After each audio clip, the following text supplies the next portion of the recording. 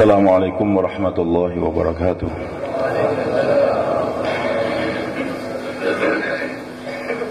Bismillah, alhamdulillah, wassalatu wassalamu ala rasulillah Sayyidina wa maulana Muhammad ibn Abdullah wa ala alihi wa man ittaba'a huda, amma ba'd. Fa'udhu billahi minasyaitanir rajim. Bismillahirrahmanirrahim. Inna ad-dina 'inda Allahi al-Islam. Wa man yabtaghi al-Islam dinan fala yuqbal minhu wa fil akhirati minal khasirin. Wa yaqulu 'azza wa jalla: Al-yawma akmaltu lakum dinakum wa atmamtu 'alaykum ni'mati wa raditu lakum al-Islam dinan. Wa yaqulu aidan: inna 'aradna al-amanata 'ala as-samawati wal ardi wal jibal fa abayna yahmilnaha wa ashfaqna minha wa hamalaha al-insan innahu kana zaluman jahula. Wa yaqulu Rasulullah sallallahu alaihi wasallam: Tabashbashallahu liman al-masjid baitu kulli taqiyyin tabashbashallahu liman atal masjida kama yatabashbashu al-ghaib bi-ghaibihim idza qadima ilayhim. Wa yaqulu aydan: tuba liman akthara fil jihad fi sabili min dzikrillah fa inna lahu bi kulli kalimatin 70,000 hasanah wa kullu hasanatin 10 adhaf wa ma 'inda Allah minal mazid. Qala an-nafaqatu ya Rasulullah, qala an-nafaqatu ala qadri dzalik aw kama qala an-nabi sallallahu alaihi wasallam. Para ulama hadirin yang dimuliakan Allah Subhanahu wa taala. Alhamdulillah kita bersyukur pada Allah Subhanahu wa taala yang memberikan kita sekian banyak kenikmatan. Dan nikmat yang paling besar yang Allah berikan pada kita adalah agama. Maka Nabi kita Muhammad SAW telah jelaskan, Inna Allah yutid dunya man ahabba man la yuhib wa la yutid dina illa man ahabba. Jadi sungguhnya Allah Subhanahu wa taala memberikan nikmat dunia, makan, minum, pakaian, kendaraan, perkawinan, rumah dan sebagainya kepada orang yang dia cintai dan kepada orang yang dia tidak cintai. Jadi kalau kenikmatan duniawi Allah berikan kepada semua. Orang kafir makan, muslim makan. Kita punya rumah, orang kafir juga punya rumah. Begitu pula kita kawin, orang kafir juga kawin. Maka ini bukan ukuran dicintanya orang oleh Allah dengan diberikan keduniaan tadi. Bahkan Nabi Ibrahim alaihissalam begitu josnya beliau ini, minta supaya orang kafir jangan dikasih makan. Minta orang kafir supaya jangan dikasih makan, supaya kapok. Setelah meletakkan putranya Nabi Ismail alaihissalam bersama ibundanya tadi Siti Hajar radhiyallahu anha, maka beliau mendoa, Rabbi ja'al hadza baladan aminan. Ya Allah, jadikanlah tempat ini masih lembah yang enggak ada kehidupan waktu itu, air Zam-Zam belum ada, wadin ghairi zar'in. Jadikanlah tempat ini negeri yang aman, makmur, ramai. Warzuq ahlahu minas thamarat, dan berikan rezeki nanti kepada penduduknya buah-buahan saja. Pohonnya enggak usah, buahnya saja. Karena susah ngurusin pohon. Maka Nabi Ibrahim dan beliau tahu ini memang tandus, susah untuk ditanami. Maka beliau minta dikasih rezeki buah-buahan. Siapa? Man amana minhum billahi wal yawmil akhir, yaitu orang yang beriman di antara mereka kepada Allah dan hari kemudian. Jadi maksud doa Nabi Ibrahim alaihissalam agar yang dikasih makan nanti ini orang beriman tadi. Tapi Allah katakan qala wa man kafara, hai Ibrahim, orang kafir pun saya kasih makan juga. Jadi sudah ketentuan Allah, di dunia ada orang kafir dikasih makan juga. Fa umattu qalilan, tapi cuma dikasih kenikmatan sedikit di dunia ini. Summa at-tahurila adzabin nar bisa masuk. Tapi nanti akan digiring ke dalam api neraka jahanam, ke tempat kembali yang paling jelek. Hadirin subhanahu wa ta'ala, maka beliau katakan wala yutidina illa man ahabba, dan Allah tidak memberikan agama kecuali kepada orang yang dia cintai. Jadi tanda cintanya Allah kepada hamba diberi agama oleh Allah Subhanahu wa taala. Hadirin makna Allah Subhanahu wa taala, maka agama ini nikmat. Sehingga Allah Subhanahu wa taala katakan dalam Al-Qur'an, Al-yawma akmaltu lakum dinakum wa atmamtu 'alaikum ni'mati wa raditu lakum al-Islam dinan. Hari ini aku sudah sempurnakan untukmu agamamu, wahai Muhammad SAW, wahai umat Muhammad SAW. dan aku sempurnakan untuk kalian agama nikmatku. Jadi agama ini nikmat, Pak. Agama adalah nikmat. Wa atmamtu alaikum ni'mati. Hari ini kita baru merasakan nikmatnya makanan, minuman, punya rumah baru terasa nikmat, punya kendaraan baru terasa nikmat dan sebagainya. Punya istri baru juga terasa nikmat. Saya juga punya istri baru, jadi terasa nikmat juga. Tapi kadang-kadang sebatas itu saja. Kita belum menikmati agama, Pak. Maaf. Nah, Nabi kita Muhammad SAW dan para sahabat menikmati agama boleh lebih daripada menikmati keduniaan ini. Sehingga bagi Rasulullah SAW, sholat tahajud sampai bengkak kaki itu lebih beliau nikmati daripada bercumbu rayu dengan istrinya. Kalau sekiranya diizinkan Nabi sholat tahajud terus, nggak nyentuh Aisyah radhiyallahu anha. Tapi karena istri punya hak juga Nabi berikan. Sebenarnya bagi Rasulullah SAW kenikmatan salat tahajud itu melebihi daripada bercumbu rayu dengan istrinya tadi. Dan ternyata Allah Subhanahu Wa Taala manusia yang paling banyak meriwayatkan tahajudnya Nabi SAW ini di kalangan wanita adalah Aisyah radhiyallahu anha. Padahal Aisyah ini istri yang termuda, yang tercantik, yang terpintar lagi. Pintar Aisyah radhiyallahu anha.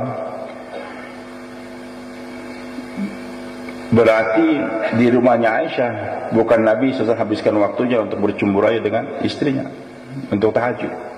Bahkan ketika Urwah radhiyallahu anhu bertanya, "Wahai bibiku, ceritakan apa yang aneh daripada kehidupan Nabi SAW." Kata Aisyah radhiyallahu anha, "Semua aneh hidup beliau.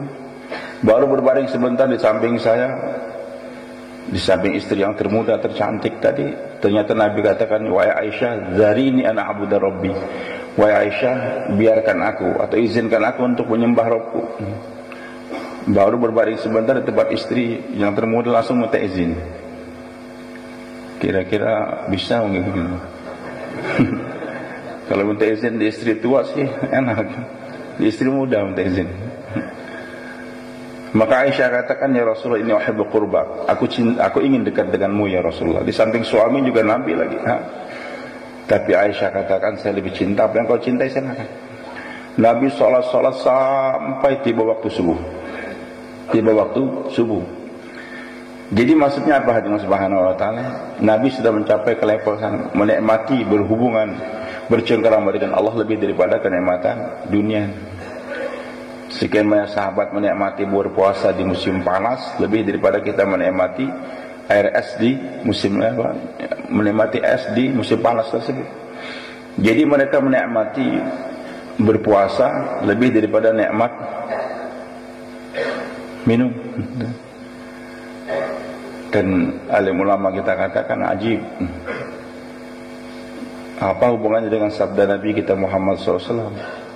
Lis-shaimi farhatan, farhatun 'inda fitrihi wa farhatun 'inda liqa'i rabbi. Bagi orang yang berpuasa dua kenikmatan, dua kebahagiaan. Bahagia waktu dia berbuka dan bahagia waktu dia berjumpa dengan Rabbnya nanti. Lantas bahagianya orang berpuasa itu kapan? Waktu berbuka. Dengan apa dia kau bahagia? Waktu beduk berbunyi itu, azan berkumandang, bahagia. Kalau bahagia dengan makanan itu puasa anak kecil, Pak. Waktu kita kecil dulu kan disiapkan makanan, bahkan mulai zuhur sudah merancang mau makan ini makan ini. Pas beduk berbunyi langsung anak kecil tadi kan gembira betul. Jadi kalau kita berpuasa kita lihat ada cendol, lihat ada es kelapa, itu puasanya anak kecil. Atau Idul Fitri, berbahagia ketika hari raya fitrah, Idul Fitri sempurna 30 hari sudah berpuasa, gembira, bahkan dapat baju baru, sepatu baru. Itu juga gembiranya anak kecil juga. Lantas apa yang dimaksud oleh Nabi kita Muhammad SAW orang berpuasa gembira di saat dia berbuka tiap hari atau berbuka waktu Idul Fitri tadi? Bukan gembira dengan pakaian, minuman, tidak, itu puasanya anak kecil. Kata alim ulama, dia bergembira karena Allah berikan kemampuan untuk menyempurnakan perintah Allah.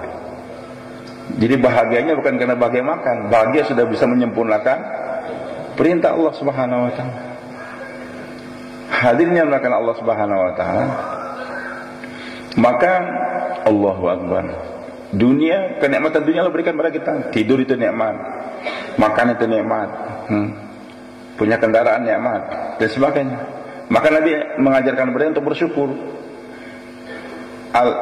Bangun tidur, alhamdulilladzi ahyana ba'dama amatana. Bukan kita katakan, aduh enak sekali tidur tadi malam. Ada enggak doa begitu? Enak sekali makannya, soto Madura campur soto, nanti soto Banjar, ayam goreng. Enggak ada ini. Tapi adanya alhamdulilladzi at'amana. Maksudnya jangan sampai kita merasa nikmat makan, merasa nikmat Allah ngasih saya makan. Alhamdulilladzi kasani hadza min ghairi hamd. Segala puji bagi Allah yang telah memberi aku makan. Jadi maksudnya kamu bukan menikmati dapat pakaiannya, enggak. Merasa nikmat Allah memberi saya makan. Allah memberi saya makan. Menisbahkan nikmat kepada Al-Mun'im, kepada yang beri nikmat. Alhamdulilladzi subhanalladzi sakhkhara lana hadza wa ma kunna lahu muqrinin. Jadi kita merasa Allah yang berikan saya ini. Dapat baju, Pak. Sama-sama bagus bajunya. Yang satu dikasih kiai, nomor 1 ujiannya mumtaz. Habis daripada umrah, Pak Kiai katakan, ini loh baju saya sudah saya gunakan untuk tawaf, saya kasihkan hadiah pada kamu. Yang satu lagi dikasih sama Presiden Amerika, kafir dia. Nah, dia katakan, saya senang umat Islam ini belajar di Pondok Temboro, saya kasih semuanya baju masing-masing.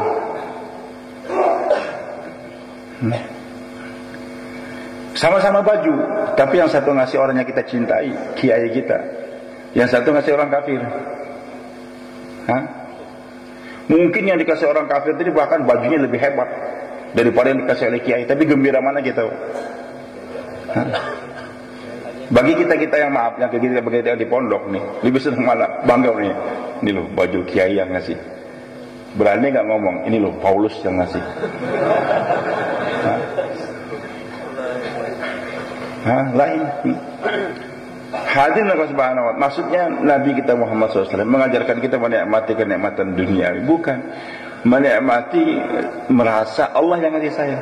Alhamdulilladzi ahyana, alhamdulilladzi at'amana, alhamdulilladzi kasani hadza min ghairi halim. Jadi agama itu nikmat sebenarnya. Makanya orang yang diberikan nikmat di Allah itu 4 di antaranya Allah katakan dalam Al-Qur'an. Ihdinas shiratal mustaqim, shiratal ladzina an'amta 'alaihim. Ya Allah, beri kami hidayah untuk menuju jalan yang lurus, jalannya orang Kau berikan nikmat pada mereka. Siapa yang Allah kasih nikmat? Dalam ayat yang lain Allah jelaskan, wa may yuti'illah wa rasul fa ulaika ma'al ladzina an'ama Allahu 'alaihim minan nabiyyin wasiddiqin wasyuhada wassalihin. Jadi yang orang dikasih nikmat Allah itu 4 saja, Bang. Pertama, minan nabiyyin. Nubuah itu nikmat. Jadi nabi itu nikmat, Pak. Dapat wahyu setiap hari dari Allah Subhanahu wa taala, bisa berhubungan dengan Allah. Padahal jadi nabi masih dilemparin orang, dihina orang dan sebagainya. Tapi Allah Subhanahu wa taala, ini kenikmatan yang paling besar Allah berikan kepada para anbiya alaihissalatu wassalam. Padahal bagaimana kehidupan para anbiya, capeknya mereka, tapi menikmati. Kemudian syuhada, mati syahid itu nikmat. Kalau secara ditombak orang, dibunuh orang kan sakit, Pak. Tapi aneh, ketika ditombak, itu sahabat berteriak, "Fustu rabbil Ka'bah." Saya menang demi Tuhannya Ka'bah. Jadi Jabbar yang menombak tadi bingung, kok ini orang aneh. Saya tombak, dia pun jatuh, darah mencurat, dia katakan, "Fustu, saya menang." Jadi mati syahid itu nikmat. Kenapa hadirin subhanahu wa ta'ala? Kan dia bersyukur nyawa yang Allah berikan pada dia itu bisa korbankan untuk agama. Dan orang mati syahid ini memang kelihatannya dia kena tombak, tapi kenikmatan dirasakan, kenikmatan hubungan pada Allah menghilangkan rasa sakitnya tadi. Istrinya Fir'aun, Asyah radhiyallahu anha, putri raja, permaisuri, dikasih kenikmatan, pakaian macam-macam. Tapi ketika datang Nabi Musa alaihissalam, beliau beriman kepada Allah melalui Nabi Musa alaihissalam, Fir'aun marah. Marah Fir'aun, disuruh kembali nggak mau. Akhirnya dicopot mahkota permaisurinya, pakaiannya diganti dengan pakaian biasa. Nggak mau juga mentuhankan Fir'aun. Akhirnya Fir'aun marah, ambil pisau, gores, keluar darah. Tapi dia mandang ke langit, senyum, gores lagi, senyum lagi, gores lagi, senyum lagi. Fir'aun bingung, dia kenapa kamu jadi senyum? Saya gores gitu. Dia katakan, kamu hanya bisa menyakiti badan zahir saya, tapi hati saya sudah tertaut dengan yang empunya, dengan Allah. Dalam sebagian tafsir dikatakan ketika dia disiksa tadi, dia menanggadah ke langit mendoa, Rabbi ibnili indaka baitan fil jannah. Rabbi ibnili indaka baitan fil jannah. Ya Allah, buatkan untuk saya di sisimu sebuah rumah. Ajib, Pak. Dia enggak minta Rabbi ibnili indaka bait, Rabbi ibnili baitan indaka, tapi dia kata ibnili indaka baitan. Kata Syekh Sya'rawi, al-jar qabla dar. Jadi bertetangga dulu baru minta rumahnya. Dia enggak minta ya Allah berikan saya rumah di samping kamu, enggak. Minta di samping, di sisimu sebuah rumah. Punya rumah biasa saja, tapi dempet dengan kiai. Punya rumah mewah, berdempetan dengan preman, perampok. Enak mana, Pak? Hah?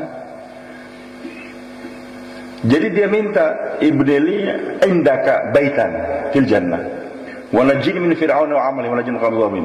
Langsung Allah kabulkan doanya, dibuka hijab. Surga yang dia minta tadi Allah nampakkan. Sehingga goresan-goresan pisau sudah dihilangkan oleh, karena hatinya sudah tahu dengan yang punya dengan Allah Subhanahu wa taala. Siap mati syahid. Jangan tak nikmat mati syahid itu nikmat. Kemudian yang ketiga, yang kedua as-siddiqin. Abu Bakar As-Siddiq radhiyallahu anhu, nubuah itu nikmat. Bisa membenarkan Nabi itu juga nikmat, Pak. Bisa membenarkan apa yang Nabi katakan itu benar.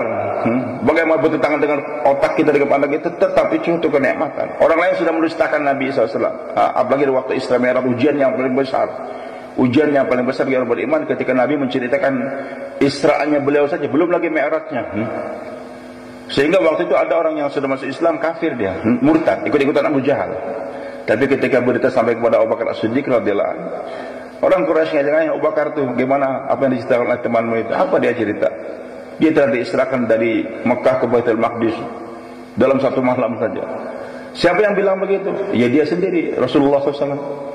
Kata Sayyidina Abu Bakar, kalau yang bicara itu Rasulullah, walaupun lebih jauh lagi, saya lebih percaya lagi. Jadi diberikan kenikmatan bisa membenarkan orang yang saya percaya itu nikmat, Pak. Masa? Nggak mungkin beliau ngomong gitu, nggak mungkin loh. Nikmat. Yang ketiga tadi syahid nikmat. Kemudian minas sholihin, jadi orang soleh itu nikmat, Pak. Ada cewek cantik perempuan, Mojang Priangan atau gadis Banjar, cantik-cantik memang orang, campuran Dayak, kuning. Saya lihat perempuan cantik, iya betul ya, ada nikmat itu. Subhanallah, Rabbana ma khalaqta hadza batila. Asik mana? Lihat, maaf nih, untuk mengukur saya ini beriman atau tidak, dapat nikmat enggak? Nikmat memandang itu perempuan atau nikmat tundukkan pandangan enggak? Kalau anda menikmati memandang itu perempuan, berarti menikmati ke dunia. Kalau kita tundukkan pandangan, menikmati agama. Kalau kita sudah merasakan nikmatnya tundukkan pandangan lebih daripada memandang dia itu tadi, berarti kita sudah mendapatkan nikmat dari Allah.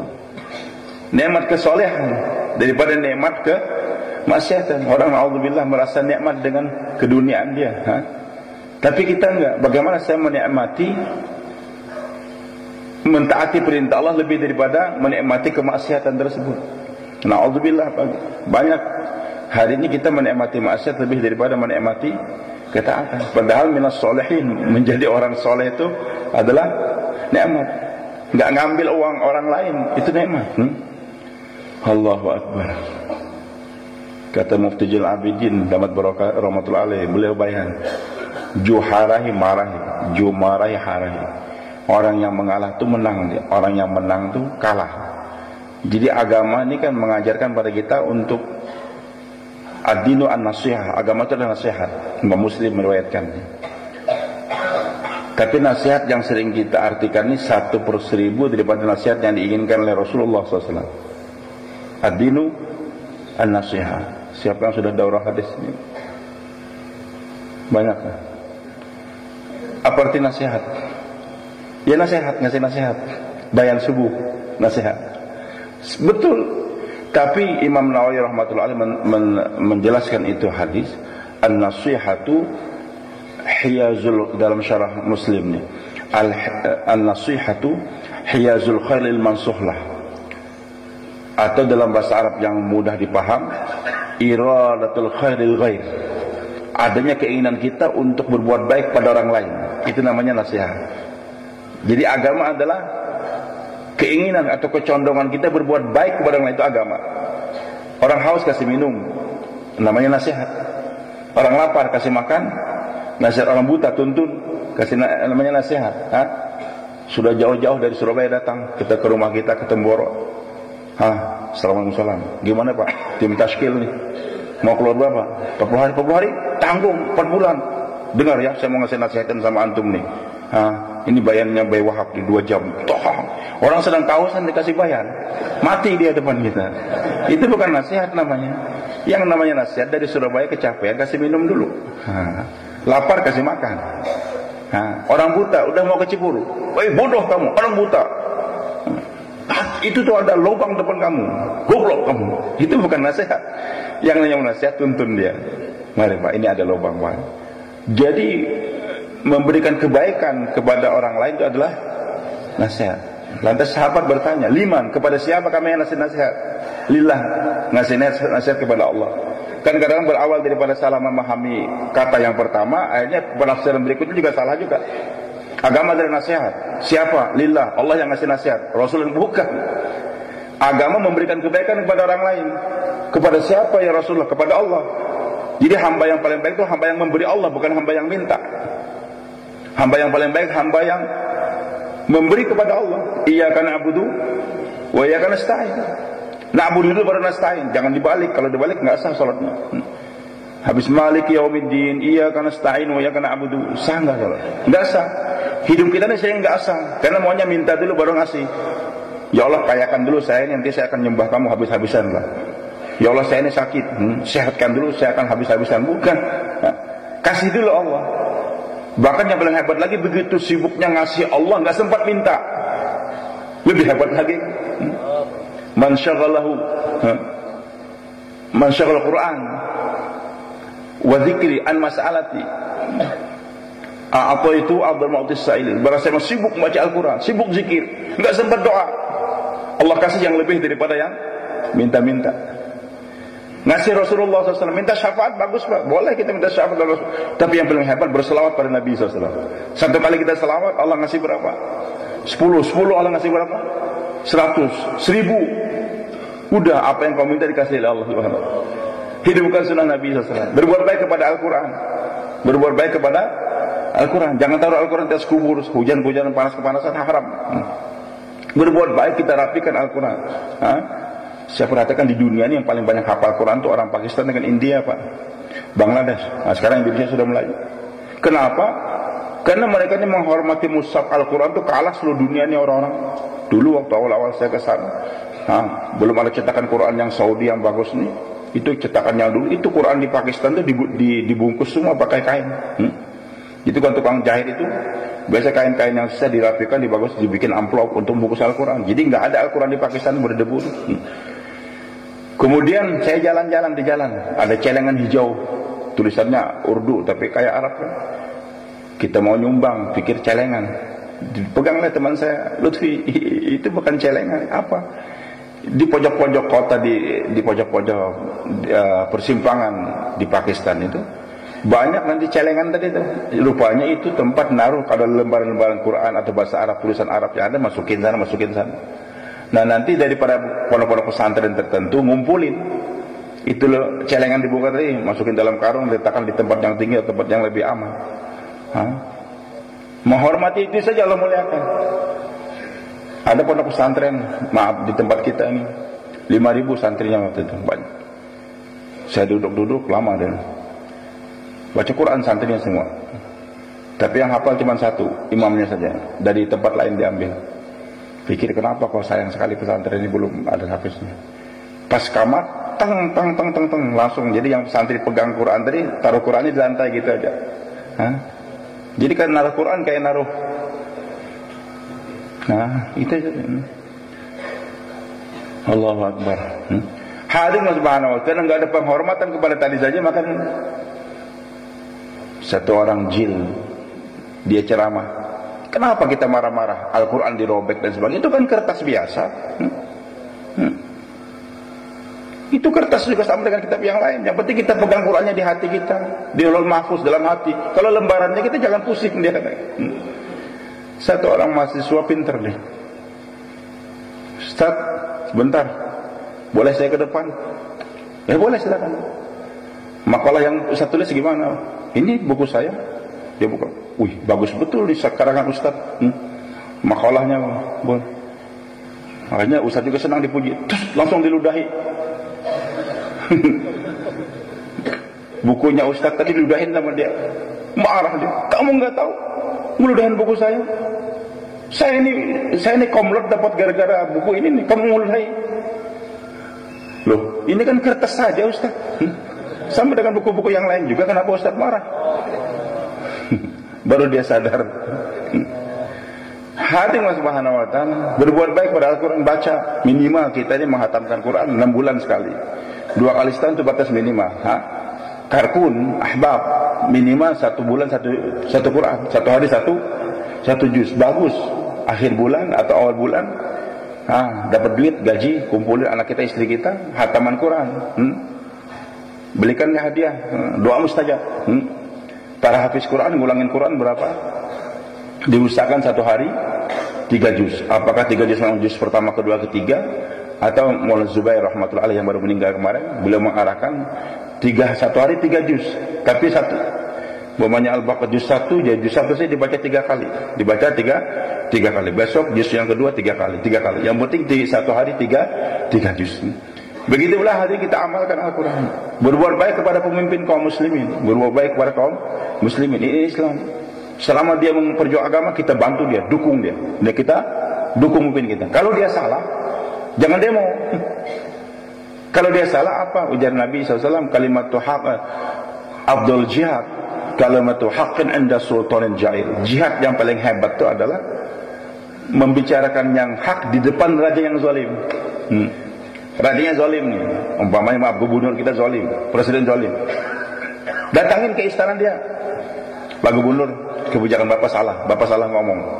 Kurang ajar kamu, langsung dibunuh, mati syahid, Pak. Tapi kalau langsung buat di lapangan, kumpulin orang, kampanye, presiden kita koruptor, jahat dia, jelek. Kita harus demo dia, kena tembak, mati, bukan mati syahid namanya.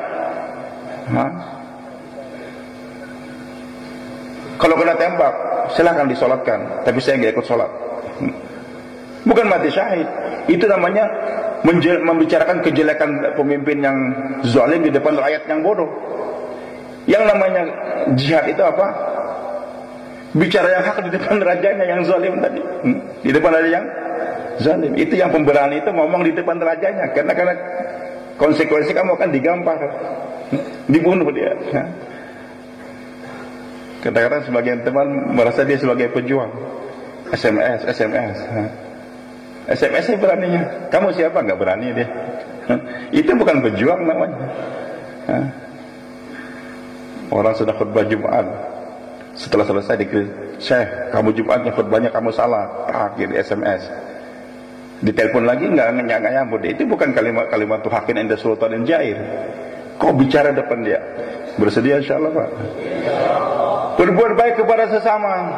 Jadi agama berbuat baik. Dan kalau kita berbuat baik jadi nikmat. Kata Murzi Abidin tadi, Pak, ajib, 3 orang santri di Pakistan, mungkin di pesantren beliau, dapat kue cuma 2. Dapat kue 2, gimana nih? Kita bertiga, kok dapatnya kue 2? Karena dia beragama, tahu agama adalah berbuat baik. Yang satu ngalah, silakan bang. Itu agama. Bukan nuntut, Pak, kurang Pak. Masih ada kan zakatnya lagi. Enggak mau minta, memberi, agama itu memberi. Bahkan yang Nabi puji itu orang miskin yang memberi. Kalau orang kaya memberi biasa. Yang Nabi puji itu orang miskin mau memberi, itu hebat. Dalam hadis Bukhari kan Nabi SAW sabdakan wattaqun nar walau bisyiqqi tamratin, jauhi api neraka walaupun hanya menyumbang separuh korma. Itu hadis bukan untuk orang kaya, Pak, untuk orang miskin. Orang kaya punya satu gudang kurma, lantas kita panitia takjil datang, Pak Ji, ini kami panitia takjil dari Masjid Al-Muslimin, sumbangan untuk ibu buka puasa. Oh iya, tadi pagi saya ikut pengajian, hadisnya sahih, Imam Bukhari meriwayatkan wattaqun nar walau bisyiqqi tamratin, tolong terimakan separuh korma. Ini hadis sahih, kasih separuh korma. Kalau Anda gitu gimana, Pak? Hadisnya sahih tapi imannya lemah. Kalau saya ingat waktu belajar main karate dulu, mungkin kaki saya langsung naik, tendang kepalanya, tendang kormanya itu.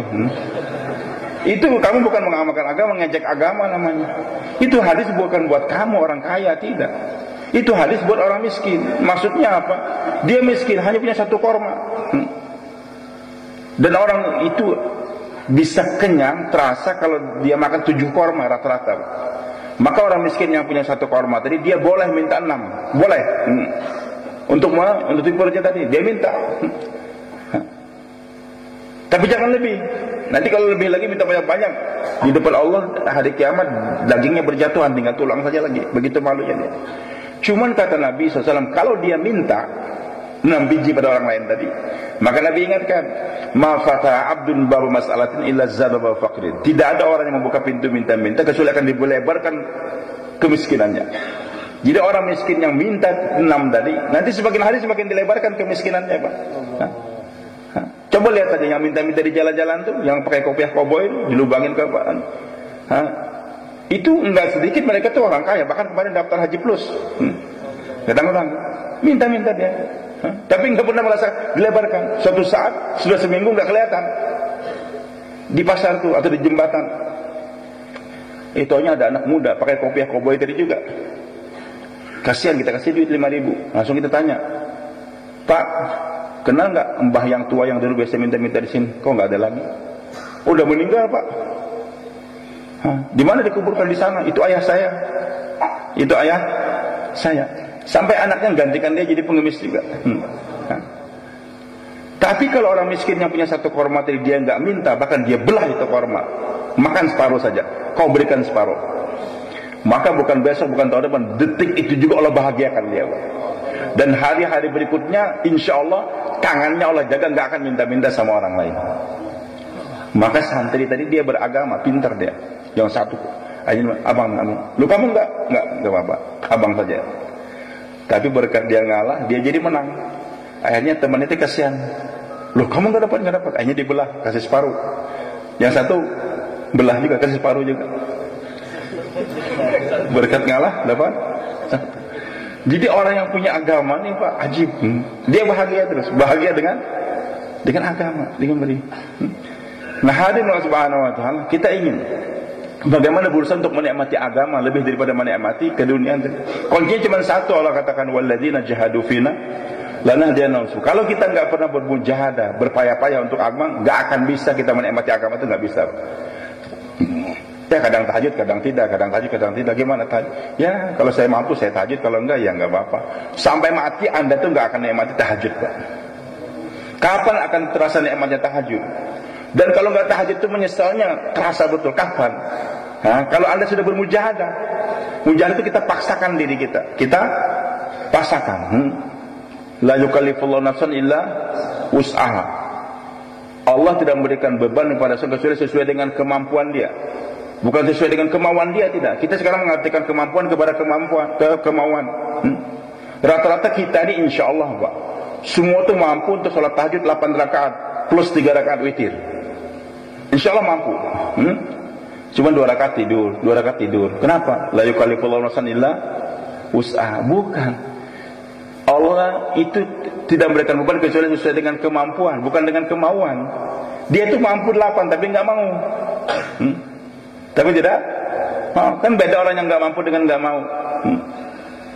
Dan kemampuan tadi kata Maulana Ibrahim damat barakatuh diasah, Pak. Rata-rata kita ini mampu untuk mengangkat 100 kg itu mampu, Pak.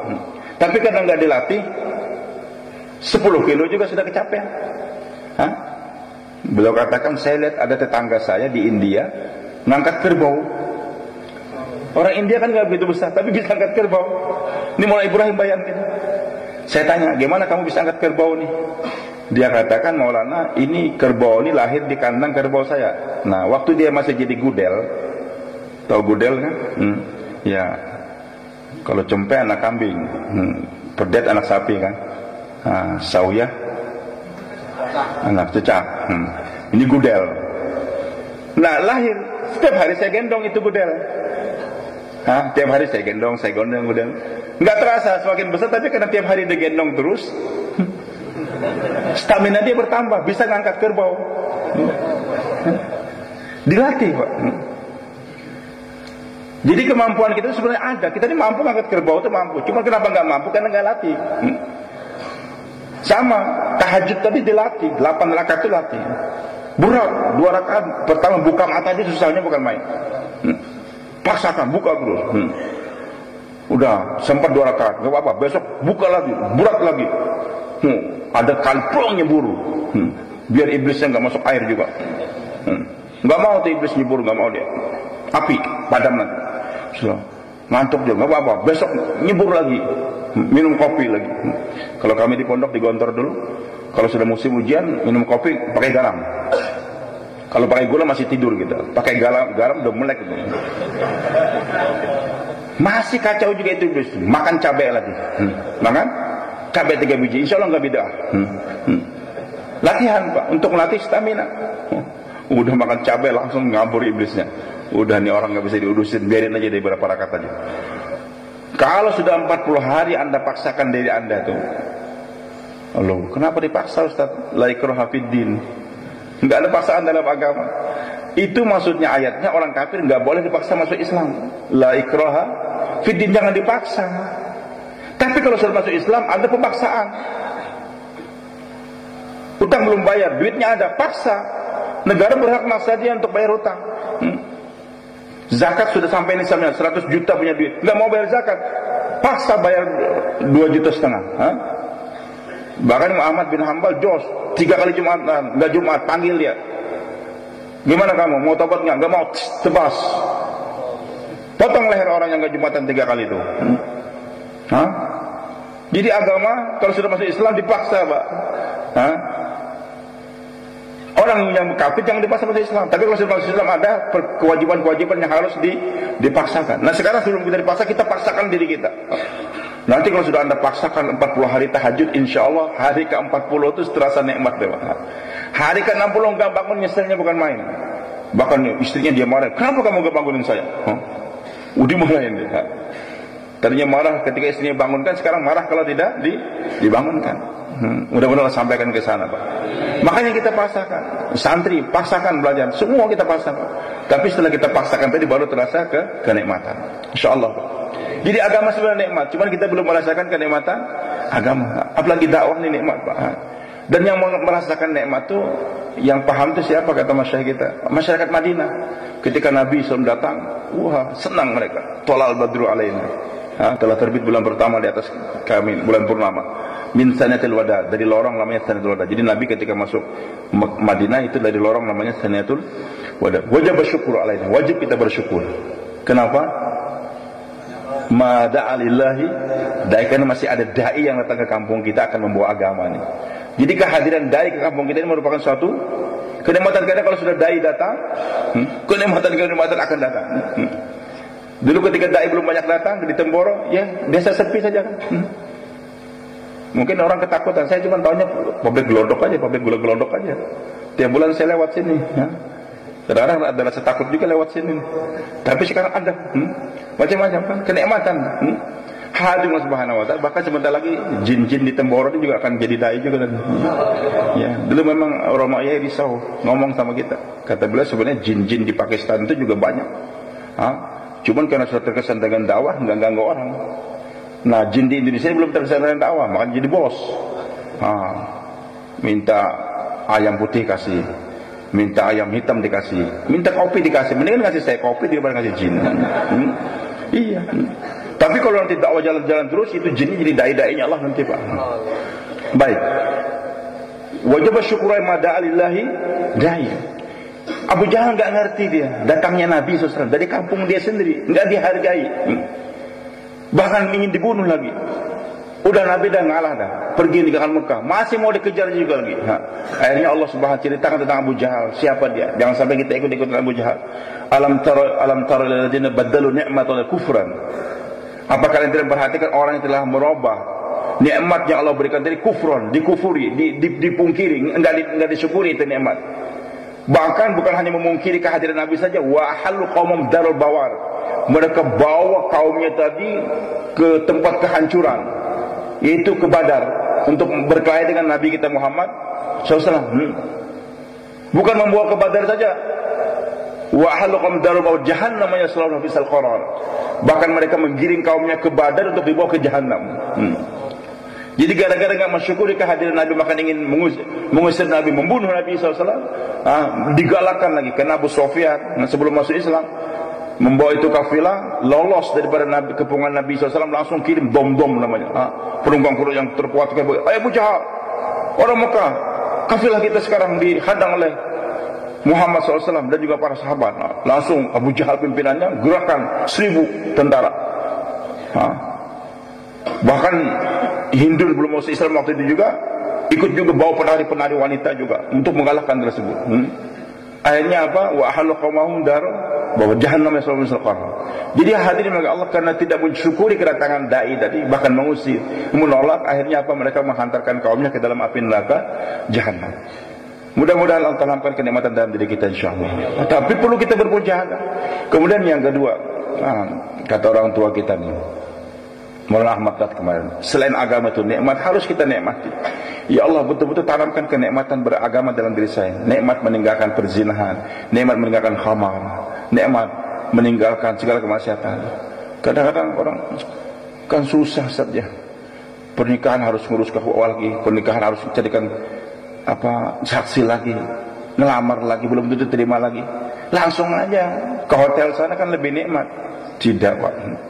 Susah memang agama tadi, tapi setelahnya nikmat. Ngelamar dulu susah, menghadirkan saksi susah juga, mengumpulkan orang, bayar lagi motong sapi lagi berapa lagi. Tapi setelah itu nikmat, Pak.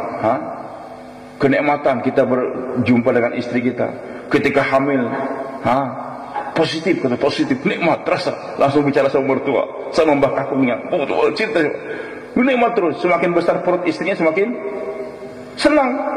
Sudah siapkan lagi baju bayinya lagi, kelambu bayi siapkan lagi. Coba, naudzubillah tadi yang mau jalan pintas, nggak mau ngelamar, berzina. Ketika hamil itu perempuan gimana dia? Senang? Mulai ketakutan, gemetar. Waduh, gawat nih, ketahuan orang. Mulai besar lagi, ketakutan lagi. Udah berancang yang macam-macam, mau digugurkan kah, mau dibunuh karena naudzubillah min dzalik.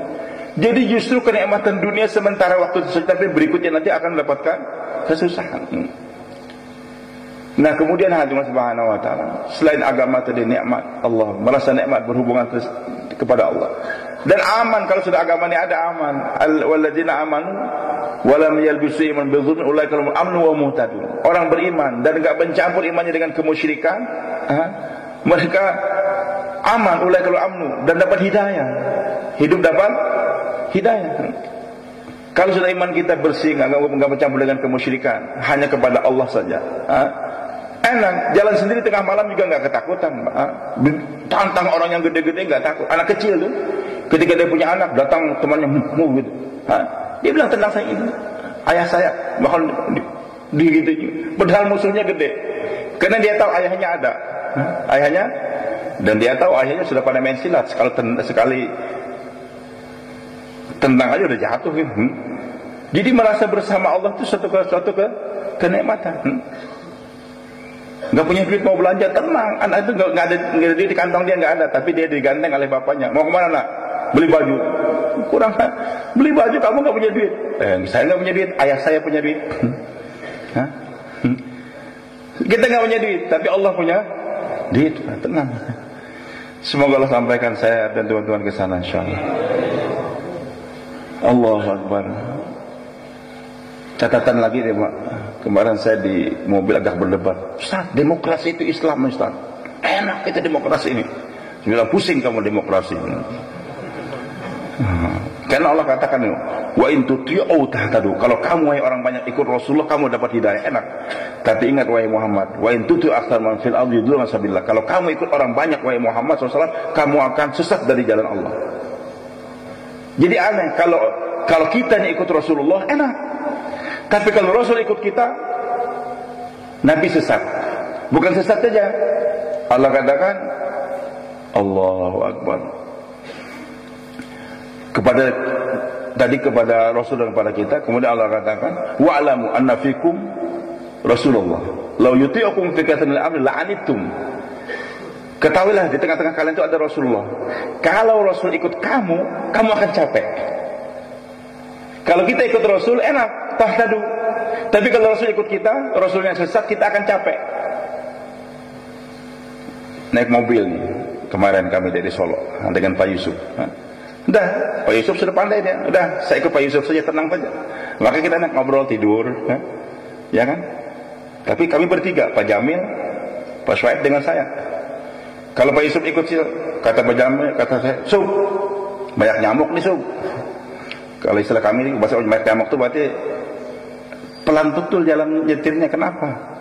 Itu kalau nyindir sopir-sopir di tempat saya itu namanya, Pir, nyamuk Pir. Udah pengerti yang ngejos. Ketika ngejos, Pak Jamil bilang, Sub, jangan ngebut Sub, saya sakit. Pelan-pelan, Pak Shuaib lagi bilangnya, Sub, gimana sih nyetirnya yang benar? Jadi bingung sopir nih, ikut siapa?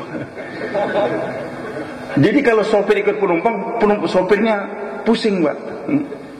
Ya kan? Gas Pir, digas, rem Pir, kanan kiri, capek. Tapi kalau semua ikut Rasul senang, wah enak. Tapi kalau Rasul ikut kita, sopirnya yang seharusnya kanan belok kiri dia, ya nyasar, diberhentikan. Bersedia insyaallah ikut Rasulullah senantiasa. Enak, Pak. Kemudian yang terakhir Pak Ajib, agama itu adalah amanah. Agama adalah amanah. Inna aradnal amanata ala samawati wal jibal. Sesungguhnya kami sudah tawarkan ini amanah agama nih kepada langit yang begitu besar, begitulah gunung, bumi, semua enggan untuk menerima itu amanah. Sholat, puasa, zakat, haji untuk manusia. Tadi sudah tawarkan kepada gunung, kepada langit. Kamu sholat, puasa, zakat, haji. Ya. Mereka semua enggan, bahkan ketakutan. Wa asfaqna minha. Gunung itu takut kalau nggak sholat masuk neraka, Pak. Langit itu takut masuk neraka. Semua takut. Tapi manusia yang siap untuk menerima ini agama.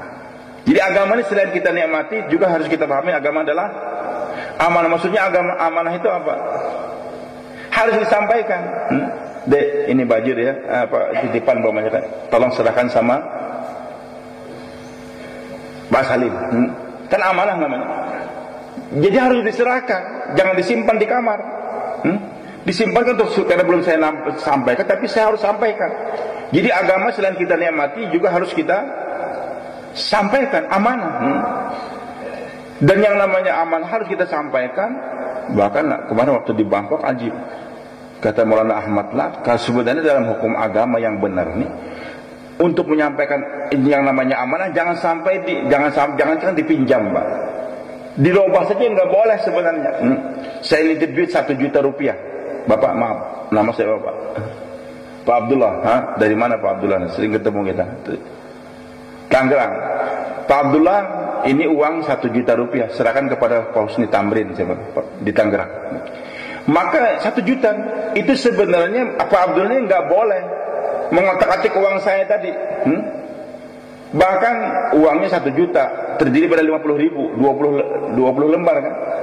Datang orang, Pak Abdullah mau tukar uang ada nggak? Ada nih, 1 Lutfi tadi kirim duit untuk apa? Pak Husni, 20.000 1 juta tukar. Itu nukarnya duit itu nggak boleh, Pak. Yang namanya amanah harus betul-betul diserahkan sebagai 20 biji 50.000 ya begitu. Jangan dirubah-rubah. Cuman karena sekarang transaksi agama kita masih kita katakan sebagaimana keduniaan, udah boleh saja ditransfer juga. Karena saya ada rekening supaya cepat kan, udah uangnya saya ambil transfer. Pak, ada rekening BNI nggak syariah? Oh ada, tolong ini ada kiriman dari Ustaz Lutfi, cepat. Akhirnya ya ulama fikih membolehkan seperti itu. Tapi kata Maulana Sa'ad, untuk agama jangan dibawa begitu. Untuk agama jangan dibawa begitu. Oh transfer saja dah. Bayan ke Zeron subuh siap langsung di-forwardkan sampai seluruh Indonesia. Oh, alhamdulillah saya sudah sampaikan agama, beres dah amanah saya. Begitu? Boleh? Gimana Pak? Kalau duit oke, saya sampaikan. Duit tadi kekiriman saya sudah saya sampaikan. Tapi agama jangan, kata Mas Sa'ad. Jadi yang namanya amanah disampaikan sebagaimana yang diinginkan oleh Nabi kita Muhammad SAW. Harus wajihan biwajihin, face to face, berhadapan langsung saya sampaikan. Ini loh. Jadi Nabi SAW, para anbiya alaihi salatu wassalam, khususnya Nabi kita Muhammad dan para sahabat, menyampaikan ini amanah betul-betul sebagaimana yang dilihat daripada Nabi kita Muhammad SAW. Orang mau belajar wudhu dengan Sayyidina Ali, beliau katakan ambilkan air, lota. Beliau berwudhu di depan umat, di atas mimbar atau di atas bangku. Jadi disampaikan cara berwudhu dengan amal. Kata Maulana Sa'ad, orang sekarang dalil, kita ke SMS cukup, kita forwardkan saja sekarang macam-macam alat, nggak perlu datang lagi. Karena Nabi juga mengirim surat, Nabi juga kirim surat kepada raja-raja. Kita harus ikuti juga Nabi saya kirim surat. Ajib, kata beliau, sebenarnya Nabi kita Muhammad SAW bukan cuma ngirim surat. Nabi itu ngirim surat dan mengirim orang yang membawa surat. Nabi SAW mengirim apa? Surat, dan dengan orang yang membawa surat. Dan sebenarnya surat tadi pendek, aslimu taslamu. Itu saja dua kata. Masuk Islamlah kamu dan selamat, kamu akan selamat. Sudah. Tapi yang ngirim surat tadi, yang membawa surat tadi, menyerahkan kepada rajanya. Setelah diserahkan, dia tinggal 3 hari nunggu. Tinggal 3. Nah, selama 3 hari tadi, raja ingin tahu apa itu Islam. Masyarakat. Nah, yang membawa surat tadi, dia langsung bermuamalah, bermuasyarah, belanja ke pasar, beli juga sebagainya. Dan itu surat tadi hanya sebagai alasan supaya jangan dibunuh, supaya jangan dibunuh dia. Nah, suratnya pendek, asli mutaslamu, tapi yang namanya Islam itu apa? Ini loh saya nih. Bagaimana sholatnya, bagaimana puasanya. Jadi orang terkesan bukan sekadar dengan suratnya, tapi dengan yang membawa surat. Sebenarnya Nabi kita Muhammad mengirim orang yang membawa surat, mengirim yang membawa, supaya jangan dibunuh, maka dibuat surat. Ini loh utusan negara. Jangan sampai kamu berbuat yang tidak benar kepada dia. Jadi kalau kita hanya ngirim SMS saja atau ngirim surat saja, belum mengikuti Nabi kita Muhammad SAW. Bahkan yang telanjur sudah ngirim SMS harus pergi ke sana. Oh, saya sudah ngirim SMS ke Irian, pergi kamu ke Irian. Pergi kamu ke ini aman. Bersedia apa kita? Dan ajib hadir Allah Subhanahu wa taala, kalau sudah amanah kita sampaikan, berapa mulianya kita di sisi Allah. Kemarin kami di Kebun Jeruk di Jakarta. Allahu Akbar. Kalau kita mendekat kepada Allah nih kan, merasa nikmat kan, semakin dekat semakin Allah. Karena Allah semakin mendekat juga kepada kita. Suatu kenikmatan. Tapi lebih hebat lagi kata beliau, kalau kita bisa mendekatkan orang kepada Allah. Jadi Allah cinta kepada orang yang mendekat kepada Allah. Satu jengkal Allah mendekat kepada dia. Satu hasta Allah mendekat kepada dia. Satu depa dia berjalan, Allah datang dengan berlari. Bunuh 99 orang. Tanya, bisa tobat enggak? Kata itu ahli zikir tadi, tapi dia enggak berilmu. Enggak ada, susah. Sikat lagi.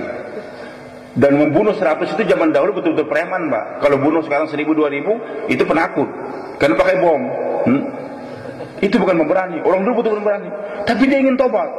Tanya orang alim. Kata orang, apa yang menghalang antara kamu dengan tobat? Terbuka pintu. Cuma kamu di kampung jelek, kamu harus berangkat dulu. Berapa lama sih? Nanti kalau dibilang 40 hari bid'ah. 4 bulan bid'ah. Udah, terserah. Yang penting kamu berangkat saja. Yang penting berangkat. Ya, kadang-kadang aneh. Berdiri sesaat di rumah, di depan pintu rumah orang, lebih hebat. Itu hadisnya nggak ada, maudhu. Ajib. Memang yang dikatakan dari berdiri sesaat di rumah seseorang kamu secara detail gitu, hadisnya nggak ada, Pak. Tapi ujian Nabi SAW, la ghadwatun fi sawarahatun khairum min ad-dunya wa ma fiha. Sepagi berjalan-jalan Allah itu sepetang di jalan lebih hebat daripada dunia dan seisinya. Apa itu seisi dunia? Emas, perak, berlian. Itu semua sayap nyamuk. Nabi kata Muhammad SAW nggak mau membandingkan sesuatu yang paling mahal kepada yang paling jelek. Hebat mana SBY dengan tukang sapu di Temboro? Ini Pak SBY-nya ada umpamanya kan. Pak, hebat mana Pak SBY kita ini dengan tukang sapu? Itu memuliakan SBY enggak? Menghinakan. Yang benar tuh hebat mana SB dengan Perdana Menteri Malaysia siapa nih? Najib. Hebat mana SB dengan Presiden Amerika? Hebat dong Mas. Jadi membandingkan itu jangan yang kacau-kacau. Jadi kalau membandingkan maksudnya dunia seisinya tadi, sebab bukan, kata beliau, seisi dunia segala amal-amal orang di dunia nih, baik amalan waliullah semuanya yang dimakomin dia berzikir supaya banyak, baca Quran banyak-banyaknya, dibanding kita berangkat sepagi saja untuk mengajak orang jalan Allah, itu lebih hebat daripada itu amal semuanya. Bukan hanya sekedar di depan Ka'bah, amal semua orang di dunia dibanding dengan orang yang mengajak orang di jalan Allah. Baik, dia berangkat, ternyata meninggal dunia dia. Meninggal dunia karena dia datang, Allah senang. 3 riwayat dalam Riyadhus Shalihin. Pertama, dia meninggal 1 jengkal lebih daripada tempat yang jauh yang akan dituju tadi, 1 jengkal saja. Riwayat yang kedua, pas di pertengahan jalan, kan malaikat rahmat datang mau ngambil dia, malaikat langsung, enggak, saya ambil dulu. Kenapa? Dia belum sampai. Kata malaikat rahmat, dia sudah jalan. Ribut berdua nih. Allah kirimkan malaikat yang ketiga berbentuk manusia, menyerupai manusia. Ada apa kalian ribut? Dia sudah bertobat, maka saya bawa ke surganya Allah. Enggak, belum sampai. Hanya diukur pas di 1 jengkal di lebih sana. Riwayat yang kedua, pas di pertengahan, kata Rasulullah SAW. Tapi begitu rahimnya Allah kirimkan angin membalikkan badan dia. Riwayat yang ketiga aneh lagi, dia berjalan baru cuma beberapa kilometer saja, belum jauh. Tapi Allah sayang, Allah katakan, hai bumi sana, dekat kamu, hai bumi sini, jauh kamu. Jadi begitu orang datang kepada Allah, Allah sudah senang. Ini aturan alam dirubah oleh Allah. Lebih hebat lagi, kata beliau kemarin waktu di Kebon Jeruk. Gimana lebih hebatnya? Satu orang berbuat salah sama kita, anak kita sudah dihajar sama dia, utang gak dibayar, tanah diambil. Tapi dia nyesal. Pak, minta maaf Pak ya, saya dulu pernah gebuk anak Bapak, saya pernah ngambil tanah Bapak, minta maaf. Gimana kita tuh? Bisa kita maafkan, bisa enggak juga, karena mangkal betul-betul. Ini orang saya sudah punya, enggak ada rumah, dia punya istana, masih ngambil tanah saya lagi. Tapi suatu saat itu orang, Pak, lihat anak kita kecebur di sungai, langsung dia nyebur juga dengan pakaian dinas dia tadi, diambil. Dia katakan, Pak, ini anak Bapak tadi kecebur Pak. Yang lain cuma nonton saja, tapi dia ngangkatkan. Bagaimana kita tuh? Langsung kita lupa sama dia, yang langsung dipeluk. Iya, kesalahan kamu yang saya maafkan, tanah yang dulu saya ikhlaskan, jangan pulang dulu ya, ini ada hadiah sedikit. Bahkan nanti kalau kamu punya anak laki-laki, kawinkan dengan anak saya. Tanpa dia mengucapkan minta maaf lagi, langsung kita maafkan. Walillahil mathalul a'la. Begitulah Allah subhanahu, lebih dari itu, Pak. Kita berbuat dosa, berbuat apa-apa, minta ampun, menangis di depan Allah, nangis. Bisa Allah ampunkan, bisa Allah tidak ampunkan, bisa. Tapi ketika hamba Allah yang sudah ngawur tuh, ngacau, jauh dari Allah, ternyata kita rayu dia, datang, ya Allah, ini hambamu sudah sampai di masjid, ya Allah. Baru pertama kali, ya Allah, dia tadi minum, aku bawa, ya Allah. Bagaimana Pak? Tanpa kita mengucapkan astagfirullah, enggak sempat. Allah kata, wahai hamba, mari, aku sudah muliakan kamu, semua dosa kamu aku maafkan. Maka aneh Pak. Ini dalam Al-Quran, ajib. Umat-umat dahulu disuruh ibadah, istighfar banyak-banyak, Allah ampunkan. Itu juga sebagian dosa. Ani'budullah wa ati'a inna arsalna ila qaumi an anzir qauma kama qablihim qala ya qaumi ibudullah ma qala qaumi ibudullah wattaqu wa ati'un yaghfir lakum min dzunubikum. Sebagian dari dosa kamu dengan ibadah yang kuat, ketaatan yang kuat, sudah istighfar kuat, diampunkan sebagian dosa lagi. Tapi ini umat enggak. Ketika dia bermujahadah, berkorban untuk mendekatkan Allah pada Allah, ya ayyuhalladzina amanu hal adlukum ala tijaratukum min adzabin alim tu'minu bi rasul wa tujahid bi sabi amwalikum wa anfusikum ya lakum khairum kuntum ta'lamun yaghfir lakum dzunubakum, habis semua dosa-dosa. Jadi dengan dia bergerak menggunakan hartanya, dirinya untuk mendekatkan orang, maka enggak sempat banyak mengucapkan istighfar, Allah sudah ampunkan lagi.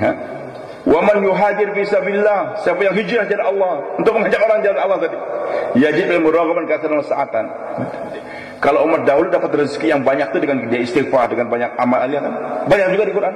Tapi untuk ini umat, bagaimana rezekinya diluaskan oleh Allah? Wa man yuhajir fi sabilillah, dia berhijrah jalan Allah. Dia akan mendapat di bumi ini muraghaban katsran, tempat hijrah yang banyak, kolega yang banyak, kampungnya banyak, kawannya banyak di mana-mana. Wasa'atan, Sa'ah di sini nakirah lagi, nakirah terlalu umum. Sa'atun fil rizq wa sa'atun fil fikir wa sa'atun fil sadr. Akhirnya rezekinya luas, rumahnya luas. Enggak cuma hotel berbintang 5, hotel berbintang puluhan dia tinggal. Otaknya diluaskan lagi oleh Allah, semakin banyak ilmu pengetahuan dia.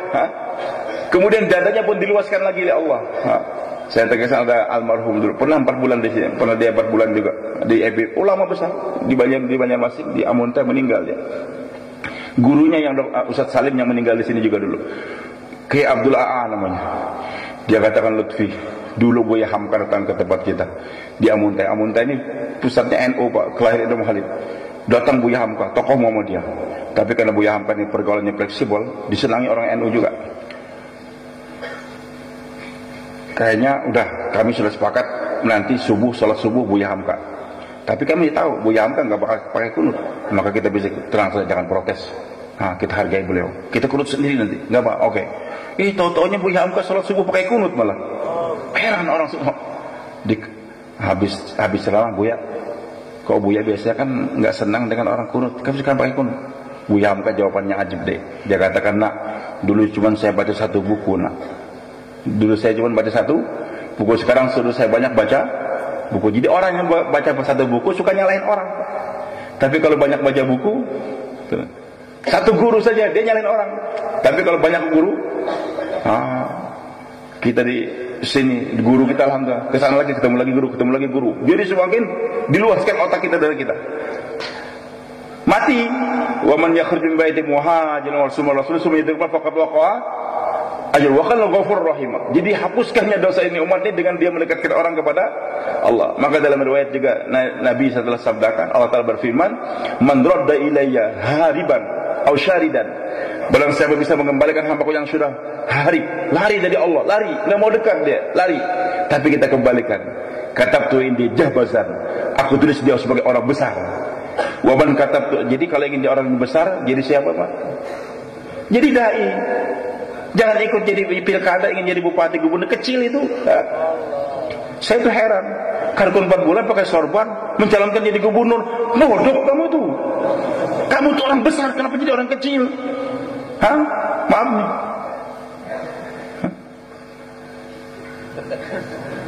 Entah kebablasan saya ngomong, saya nggak tahu juga.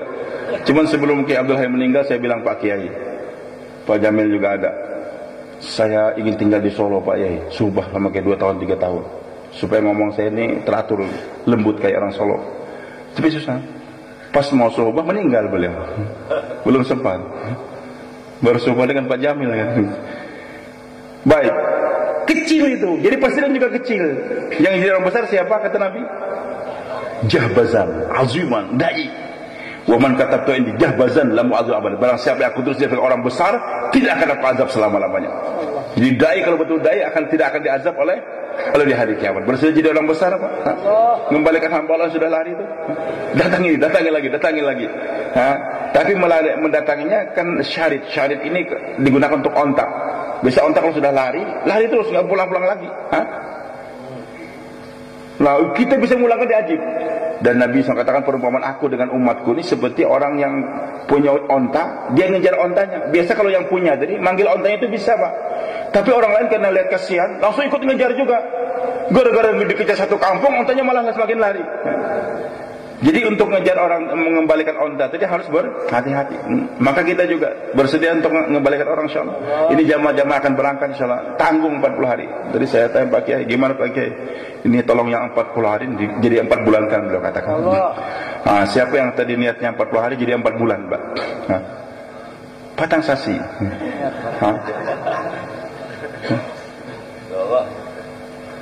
Perang Badar, niatnya nggak keluar perang Badar itu hanya untuk mengambil kafilahnya Abu Sufyan saja. Taunya di sana diuji oleh Allah, langsung berperang. Bukan 4 bulan, siap mati. Maka Allah muliakan. Itulah Yaumul Furqan, namanya hari Badar. Maka ini kawan-kawan yang tadi 40 jadi 4 bulan, ini Yaumul Furqan nanti. Silakan berdiri Pak, yang siap 4 bulan. Yang lainnya belum tulis juga namanya, ke negara jauh atau ke India, Pakistan, Bangladesh. Kita ini bersyukur diberikan keamanan oleh masyayikh kita untuk berangkat 4 bulan ke negara jauh. Silakan. Mari silakan. Santri-santri niat setahun, Pak.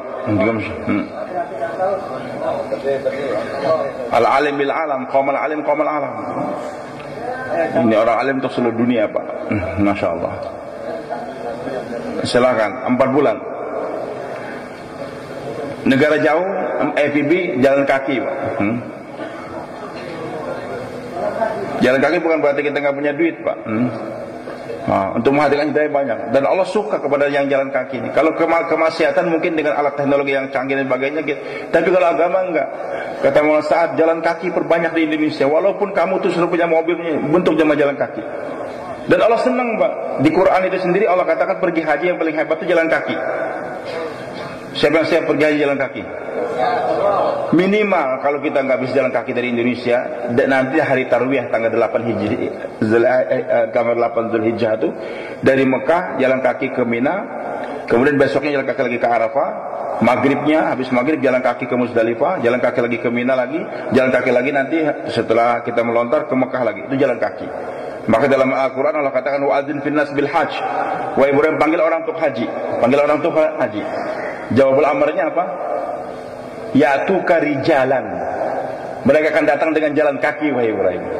Jadi haji yang paling afdal haji jalan kaki. Wa ala kulli dhamir, ataupun di atas kendaraan onta yang kurus, min kulli fajil amik, dari pojok dari lembah-lembah yang sempit. Tapi yang haji yang pertama adalah rijalan, jalan kaki. Dalam hadis dalam fadilah haji, Maulana Zakaria tuliskan itu. Kata Nabi, innal malaikata la tusafihu rukbanal hajj. Malaikat itu akan berjabatan tangan dengan orang yang naik kendaraan waktu haji. Wa ta'atanikul musyah, dan memeluk orang yang jalan kaki. Jadi yang jalan kaki naik haji ini dipeluk oleh siapa? Malaikat. Apalagi jalan kakinya untuk agama, untuk dakwah, Pak. Lebih dipeluk lagi oleh malaikat. Silakan yang siap dipeluk oleh malaikat, Pak. 4 bulan jalan kaki kita. Jumatan pun jalan kaki. Lebih bagus jalan. Jangan naik sepeda motor. Sekarang ustaz enak deh punya sepeda motor semua. Jarang naik. Sehingga sekarang pengurus masjid pusing untuk mikirin parkir saja. Padahal Jumatan yang paling afdal itu jalan kaki. Itu adalah habis hadis Abu Daud ada. Jadi Nabi man wassala waqta salat. Kalau saya betul-betul mandi hari Jumat. Kalau hari lain mandi koboi enggak apa-apa. Nyembur, bangkit. Tapi hari Jumat kita betul-betul gosok, bersihkan. Wabtakara, pagi-pagi dia. Suma'atal masjidah. Wa masya walam yarkab. Kemudian datang ke masjid, jalan kaki, jangan naik kendaraan. Terus mendekat dengan mimbar. Wastama walam yalbu, dengarkan, jangan berbuat lagu. Fa innallaha bikulli khutwatin ibadah sana. Karena dia akan mendapatkan setiap langkah ibadah 1 tahun. Jadi yang jalan kaki ke masjid, setiap langkah dia ibadah 1 tahun. Silakan Pak, jamaah jalan kaki 40 hari ke jalan kaki nggak Bapak. Tapi jalan kaki jangan sekitar Temboro aja, Pak. Jalan kaki ke Kalimantan sana. Naik laut dulu. Karena Nabi senang, Pak. Kalau umat mau nyebrang lautan 10 kali lipat lagi. Dari Temboro keluar ke Solo. 700.000 kan digunakan, subhanallah. Ke Kalimantan 7 juta.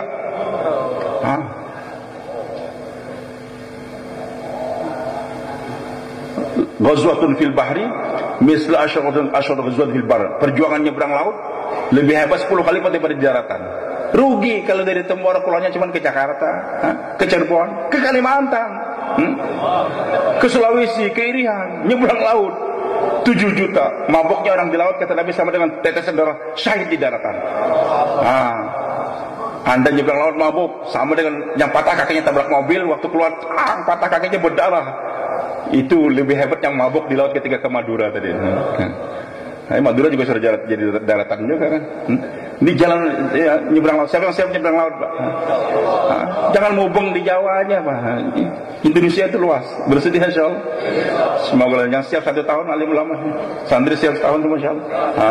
Musyawarahkan lagi. Belajar dan belajar lagi, tapi juga niat kita belajar semakin dekat pada Allah. Innama yakhsyallaha min abdul ulama. Bagaimana semakin alim saya semakin dekat pada Allah. Tapi juga orang alim punya tanggung jawab. Wa makana yang firu kafa falaula nafara min kulli firqat ta'ifatan liyatafaqahu. Harus ada orang santri yang mondok itu harus ada. Tapi untuk apa? Waliyunziru. Untuk menyebarkan lagi agama orang. Jangan sampai santri habis selesai buka toko. Jadi pengurus travel. Jangan. Jadi dai. Bersedia Pak? Bahkan ini mungkin nggak berlaku di Temboro fatwanya. petua guru saya di Banjarmasin, Lutfi, hati-hati. Ciri ulama yang Allah sukai dagang bangkrut. Ciri ulama yang Allah sukai berdagang bangkrut. Ini ada dari mana nih?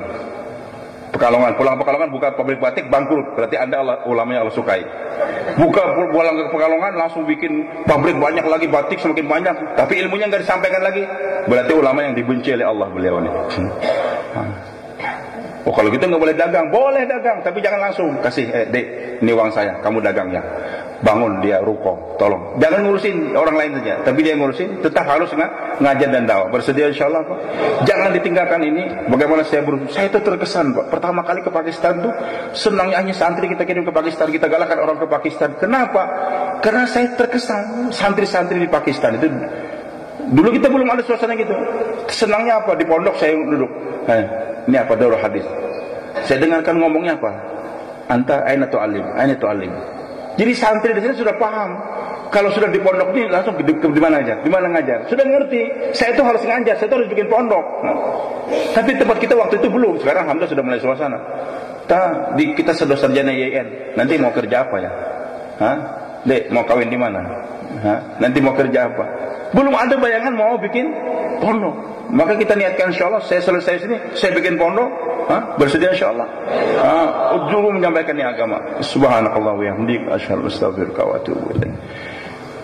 Bismillahirrahmanirrahim. Alhamdulillahirabbil alamin. Hamdan yu'afi ni'amaluka fi mazidan. يا ربنا لك الحمد كما ينبغي لجلال وجهك الكريم وعظيم سلطانك. اللهم صل على سيدنا محمد في الأولين وصل على سيدنا محمد في الآخرين وصل على سيدنا محمد في الملأ الأعلى إلى يوم الدين. اللهم اغفر لنا ولوالدينا ولجميع المسلمين والمسلمات والمؤمنين والمؤمنات الأحياء منهم والأموات إنك سميع قريب مجيب الدعوات. ربنا اغفر لنا والإخوان الذين سبقونا بالإيمان ولا تجعل في قلوبنا غلا للذين آمنوا ربنا إنك رؤوف رحيم. اللهم اشرح صدورنا الإسلام وحبب الإيمان وزينه في قلوبنا وكره إلينا الكفر والفسوق والعصيان واجعلنا من الراشدين. Ya Allah ya Tuhan kami, ampunilah dosa-dosa kami ya Allah. Ya Allah, orang tua kami yang baru meninggal dunia, Maulana Zubair ya Allah, dan juga masyayikh kami yang Maulana Yusuf, Maulana Ilyas ya Allah. Juga ampunilah dosa Romo Yai ya Allah. Ya Allah, kesalahan Fazul Fakar ya Allah, Dr. Nur ya, orang telah mendorong kami dalam usaha ini ya.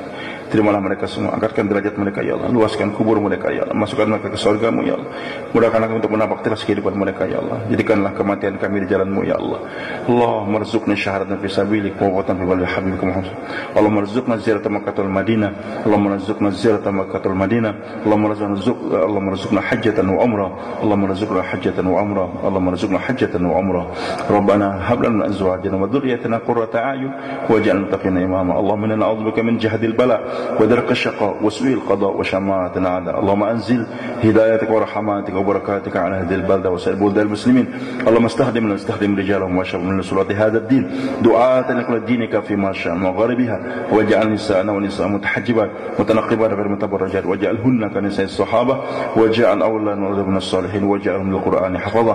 اللهم نسألك أن تجعل هذه قرية تنبرة مثل مدينة رسول الله صلى الله عليه وسلم يخرج منها رجال في سبيلك دعاة دينك في كل شبر من الأرض ويأتي إليه رجال من كل فج عميق ليحيي جود النبي صلى الله عليه وسلم. ربنا هب لنا من أزواجنا وذريتنا قرة أعين واجعلنا متقين إماما. ربنا آتنا في الدنيا حسنة وفي الآخرة حسنة وقنا عذاب النار. وصلى الله على سيدنا محمد وعلى